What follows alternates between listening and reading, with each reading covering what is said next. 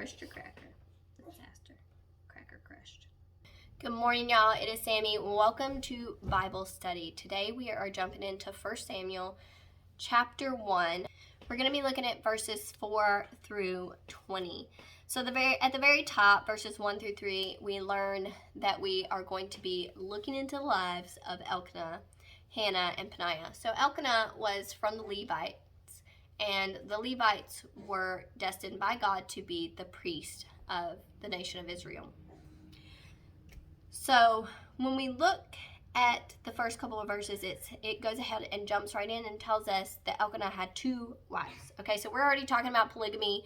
We know from Genesis that we should not be in polygamy. God has created us to be one with each other, and we see it over and over again in the Bible. When there are polygamy relationships, it does not work out. There's jealousy, there's quarrels, there's strife, there's a lot of extra struggle that goes on where, attention is divided. How can you give your wife the attention that they need? I'm a woman, okay? And I understand that I can be needy sometimes, and I like when my husband comes and dotes on me and says what's going on and are you okay? And if there's 2 wives or 3 wives or 100 wives, you're not going to get that same personal relationship with someone, and it's going to cause a lot of friction in your relationship, a lot of friction in your marriage. But we have to understand that this is sinful nature, them taking multiple wives. They usually did this so that they could carry on their name, and it was more of a status symbol. Are you really being a good husband? Are you really being a good father when you have so many kids, when you have so many wives? Can you take care of all of them? I dare to say no. My husband is one man, and we have 2 kids. I'm the only person he's in a relationship with, as far as I know. And let's just be honest, I'm a lot. The kids are a lot. So I can't imagine having multiple wives, multiple children. You just will never be able to take care of all of them. We see this back with Jacob, or Israel, as you can call him. We see that he has his favorite son, Joseph, who was from the woman that he loved, Leah.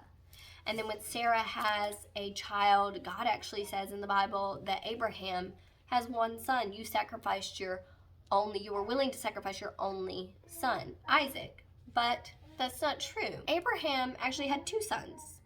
He had Hagar's son, Ishmael, and he also had Isaac. So I think it's very interesting because I think that shows us that God intended Abraham to only be with Sarah, not to be with Hagar, and in God's eyes, he only had 1 son, his only son, probably considering it that because it was his favorite son, the one of the woman that he truly loved. So we just know from past experiences, reading in the Bible, that it does not work. Polygamy does not work. So anyway, so let's jump right in. We're in verses 4 through 20. I'm going to read verses 4 through 8 real quick. So it says here, whenever the day came for Elkanah to sacrifice, he would give portions of the meat to his wife Peninnah and all of her sons and daughters. But to Hannah he gave a double portion because he loved her, and the Lord had closed her womb. So we can see right off the bat that he loves her, and he feels for her. He grieves for her grief. And that's what a true husband should do. He wasn't really concerned that Peninnah might have been upset that he treated Hannah differently. He was more concerned with the woman that he loved. So there we see that polygamy already is creating jealousy, anger, rage, because being in a relationship, like I said earlier, I want my husband to dote on me. And if I'm Peninnah and my husband's doting on another woman and not doting on me, even though I'm the one that gave you kids, I'm the one that takes care of your 18 children or however many kids they have, it doesn't say, but just think about it like that. I can only imagine how Peninnah felt, and it sounds like she's about to bottle it all up and she's going to throw it on the one person who feels defenseless and hopeless, because she's not going to bring this grief to her husband. She's going to start causing strife in the actual marriage. So it continues in verse 6 saying, because the Lord had closed Hannah's womb, her rival kept provoking her in order to irritate her. all right, Peniah, listen, I'm going to need you back up, girl, because, like, I already can't have babies. I'm already emotionally, like, a hot mess over here. If you've ever tried to have a kid and, like, that month comes and you're not pregnant, and then the next month comes and you're not pregnant, and the next month comes and you're not pregnant, you start, begging and praying to God, what is going on? Please give me a child. And if you've ever gone through that, I've gone through that, and it only took me 4 months to get pregnant with my first kid. But those first 3 months of not being pregnant, I wanted it when I wanted it. And I had to learn very quickly that it's God's timing. And God's timing is always perfect. And I've learned that multiple times throughout my life. But it's very hard to sit with that when you want something so bad. So I can only imagine how much harder that must have been, having someone provoke you, saying, oh, well, you can't get pregnant. Oh, like, you'll never have kids. He'll always love me more than you. He just feels pity for you because you can't have babies. I'm sure that those were some of the harshest moments of Hannah's life, and I'm sure that's how Peniah reacted. That's how she probably treated Hannah. She irritated her, it said. So she probably wasn't saying very kind words, and hurt people. You've heard that before? Peniah had to have been hurt. I've given you all these sons, all these daughters, and you still love Hannah more than me. It had to have felt as, what can I do to make you love me? Well, God says, Peniah, I probably had another man out there for you that was going to treat you right, and you were going to be super happy, but here you go getting in this polygamy relationship, so that's on you, girl. But I'm going to check out, and I'm going to go hang out with my girl Hannah, because she's not a jerk like you. All right, so we are here in verse 7. It says, this went on year after year. Whenever Hannah went up to the house of the Lord, her rival provoked her until she wept and would not eat. So Hannah was so distraught that she wouldn't even eat. She would get, if you've ever been this upset, you just feel like, oh, I can't eat. I'm beside myself. It's just like a turmoil in your soul. And it just sits on your heart. It rests on your chest, and you just feel terrible. And this is probably how Hannah felt during this time. So in verse 8 it says, her husband Elkanah would say to her, Hannah, why are you weeping? Why don't you eat? Why are you downcasted? Don't I mean more to you than 10 sons? So now we see that this is actually affecting Elkanah. He's upset that the woman that he loves doesn't love him the same, and that only having children would prove her love for him. So now Elkanah feels like, oh, well, now it's me. Now I'm the problem. Why don't you love me? I love you. And so here we go. Here's the triangle relationship. It's not working out. It's a hot mess. It's a disaster. Elkanah's hurt. Peniah's hurt. And Hannah's just grieving, and she can't even find the words to say. So we see Hannah do what only Hannah should do. And I'm so glad that Hannah does this. So let's keep reading. On verse 9 it says, once when they had finished eating and drinking in Shiloh, Hannah stood up. Now Eli the priest was sitting on a chair by his doorpost of the Lord's house. In her deep anguish, Hannah prayed to the Lord, weeping bitterly. She made a vow, saying, Lord Almighty, if you will only look on your servant's misery and remember me, and not forget your servant, but give her a son, then I will give him to the Lord all the days of his life, and no razor will ever be used on his head. So it sounds like this is possibly like a Nazirite vow. This usually meant they didn't drink. They didn't drink fermented drinks, anything with grapes in them, basically. And they also would not cut their hair. I don't remember like the whole shebang of the Nazirite vow because I haven't looked over it in quite a time, but it sounds like that's what it is to me. This was just a way to dedicate yourself to the Lord, kind of keeping yourself clean in God's eyes. We see this in Samson. When Samson was dedicated, God tells his parents he's going to be dedicated. Don't you dare cut his hair. And when Samson cuts his hair, God leaves him. But when Samson prays and asks God to come back, God comes back. So we know that with the Nazirite vow, It was a way to dedicate yourself to God. It was a way to show it outwardly. You know, we kind of do this today when we get baptisms. We outwardly express our dedication and our following of God. Let's continue. So we see that Hannah it says she's in anguish, and it says that she's weeping bitterly. So let's jump down to verse 12. It says that she kept on praying to the Lord. Eli observed her. So Eli is the priest, and Hannah was praying in her heart, and her lips were moving, but her voice was not heard. Eli thought she was drunk and said to her, "How long are you going to stay drunk? Put away your wine." So we have to think back to this time. So now when you go to church and you see someone with their head down, they're praying, you know that they're probably praying to God. But back then, they prayed out loud. This is obviously a very personal thing. It was not only personal, but it was probably something that she was so distraught over that she couldn't even say it out loud. She was probably just like a hot mess. I'm trying to get it out, but I'm just weeping and I'm sad and I just look like a drunk girl over here. As she kept on praying to the Lord, Eli observed her and said, "What are you doing, drunk girl? Get out of here." So she said, "Not so, my Lord," Hannah replied. "I am a woman who is deeply troubled. I have not been drinking wine or beer. I was pouring out my soul to the Lord. Do not take your servant for a wicked woman.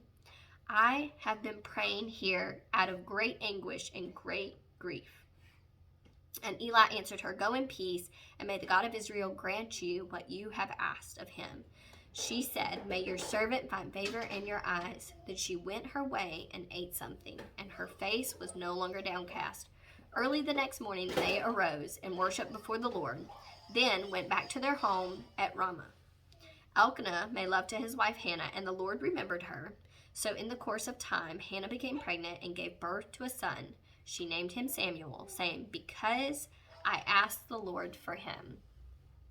I love this.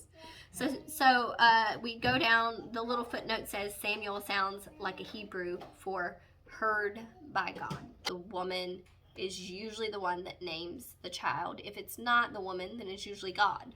But it's very seldom that we ever see a guy name a child. I think the only one I can remember is when Benjamin was named. She named him like Benomaya or something, which was more like, ugh, that's not good. And the dad, after she died, I think it was Rachel, after she died, his dad renamed him Benjamin, which was a more positive meaning. Let's kind of back up a little bit. So she's at the church, she's grieving, she's weeping, and the priest sees her. He's like, "What is wrong with this drunk girl? Let me get her out of here, because this looks bad for business. It does not look good. And plus, I'm the priest. I probably need to help convict her and make her feel like you need to get your life together. Quit being drunk."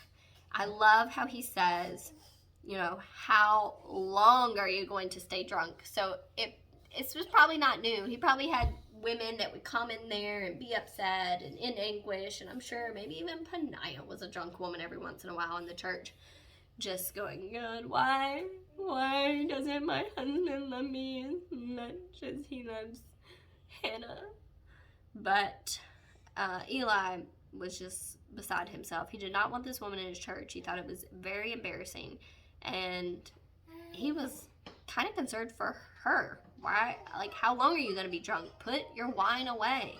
I love this story. I know that we haven't completely jumped in. We've just scratched the surface, but there's so much content here, and we're looking at a beautiful, beautiful story of how we should be in relationship with each other, how we should be in relationship with God, how we need to, like Hannah, turn to God.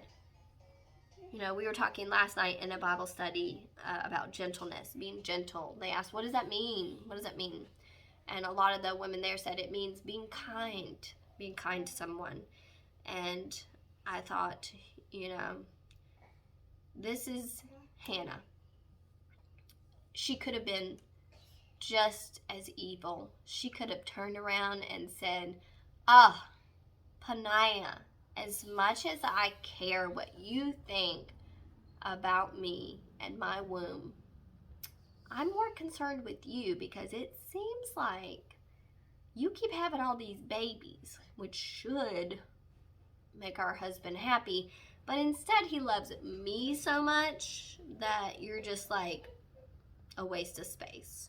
So she could have been evil. She could have paid evil with evil, but she did not. She did not pay insult with insult. As 1 Peter tells us, don't pay insult with insult, and don't pay evil with evil. Because it's a blessing when we pay someone back with kindness. I love seeing when somebody pays somebody back with kindness. You know, the other day I posted a video here on my channel, and you can go check it out. It was a little short, and it was praising God, and it was the Brandon Lake song, Gratitude. And I had this guy comment, and he said, cult. That's all he said was cult. And he put like a laughing face. And I just thought, it's funny because I think that person wants to get under your skin, wants to upset you. But really, because my heart is renewed in Christ, I felt immediate sadness and compassion for this person. But, you know, I just always think about Jesus' words on the cross is, forgive them, Lord, for they know not what they've done. And that just sits and rings true to so many people that we're going to see in our lives. Jesus came and he had so much compassion for us. He chose to be gentle with us. And when I was reading this, I just immediately felt sad for this guy. I felt, oh, you're lost. So lost that you feel that this is necessary for you to come on someone's personal page where they're praising God and loving our Creator and say something to try and get under their skin. But it doesn't work for me, and that's how I know that God's actually changed me. I actually ended up commenting back and I said, you know, we're always accepting new members, and I just put another laugh emoji with it. And I wanted to say this because we are, even you, we will accept, even you.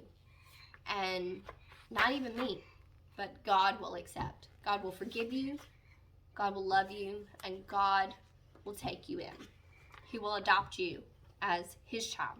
I love that Hannah was a good example of this. She didn't pay evil with evil. She was just as Jesus was, kind and gentle, and she gave it all to God, which is what we need to do, because that's where true healing comes from, that's where true happiness comes from, and that's where true peace comes from. And until you know that joy and you know that peace, it can seem confusing why, you know, we like to look at people outwardly and say, oh, you're a hypocrite, oh, you're this, oh, you're that, because we want to look for faults on why we shouldn't turn our life around. Because I gotta be honest, being a Christian is hard. God tells us, you know, come to me all who are burdened and heavy laden, and I will give you rest. For my yoke is easy and my burden is light. I love that because he says, you know, he already knows that we're going to be burdened, we're going to be struggling, we need a Savior, we need peace, we need joy. And he says, if you need rest, come to me, I'll give it to you. And I'm the only one that can give it to you. You can try and try as you may, but at the end of the day, it is only I that can give you that peace, that rest, that happiness that you're seeking, that void that you're trying to fill. It's me. So, 1 Samuel, guys, we're jumping right in. I feel like this was a really great Bible study. I love slowing it down and doing Bible studies with you guys. I love it because, especially the podcast, because it just helps me so much learn about God. And instead of just reading the story, we really dive in and study the story. So I love it. I hope you guys enjoyed this one. We will continue working on Samuel and learning more about Hannah and how she actually ends up devoting Samuel. And Samuel gets to rise up and work beside an incredible king, King David. I love you guys. I hope you guys have a wonderful day, and let me know what you guys think. Any comments on this? What do you think about Hannah? Are you like Hannah? Have you ever struggled like Hannah to get pregnant? And how did that feel? Or were you like Peniah, where you were evil and wanting to get back at someone, and you just were always saying that one thing that you knew was getting under their skin? Are we like Elkanah and just felt like, why do you not love me? Because I love you. I'm just saying, guys, we're all one of them. Thanks for watching.